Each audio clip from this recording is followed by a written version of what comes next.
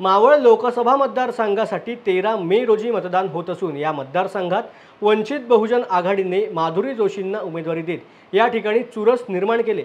महाविकास आघाडी आणि महायुती समोर आता एक मोठा पर्याय माधवी जोशी यांच्या रूपाने मतदारांसमोर आलाय।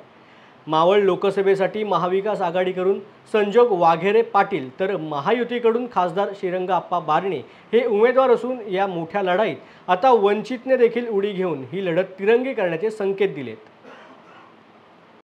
माध्यमातून आदरणीय श्रद्धेय बाळासाहेब आंबेडकर यांनी काल संध्याकाळी म्हणजे जवळजवळ 8 वाजता ताईंची उमेदवारी जाहीर केली आणि आपल्या सर्वांना जी काही हे लागली होती, चिंता लागली होती की या मतदारसंघामध्ये आपला उमेदवार कोण असेल, वंचित बहुजन आघाडीचा उमेदवार कोण असेल, ती चिंता बाळासाहेबांनी एका मिनिटात या ठिकाणी आपली दूर केलेली आहे आणि माधवीताईंना उमेदवारी दिल्याने विजयाचा मार्ग सुकर झालेला आहे। येणाऱ्या काळामध्ये वंचित बहुजन आघाडीच्या माध्यमातून तुम्ही आम्ही सगळ्यांनी मिळून माधवीताईंचं काम अत्यंत जोमाने करायचं आहे, त्यांना निवडून आणायचं आहे। प्रत्येकाने प्रत्येकाच्या कार्यक्षेत्रामध्ये अत्यंत महत्त्वपूर्ण भूमिका बजावून आपला कार्यक्षेत्र कसा सांभाळता येईल याच्यामध्ये लक्ष दिलं पाहिजे आणि डोर टू डोर ताईंचा जो पॉम्पलेट असेल, जो निशाणी असेल आणि वंचित आघाडीचं जे नाव असेल ते प्रत्येकाच्या घरापर्यंत पोहोचलं पाहिजे। कारण की लक्षात ठेवा, या महाराष्ट्रामध्ये या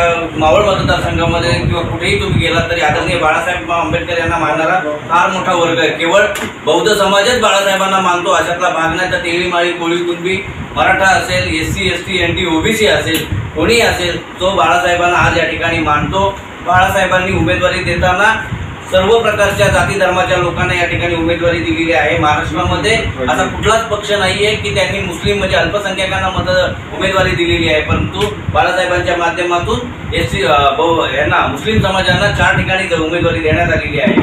तसेच इतर ठिकाणी तुम्ही बघाल तर बौद्ध समाजाचा देखील कोणी उमेदवार दिलेला नाही की बाळासाहेबांनी त्या ठिकाणी बौद्ध समाजाचा उमेदवार त्या ठिकाणी दिलेला आहे।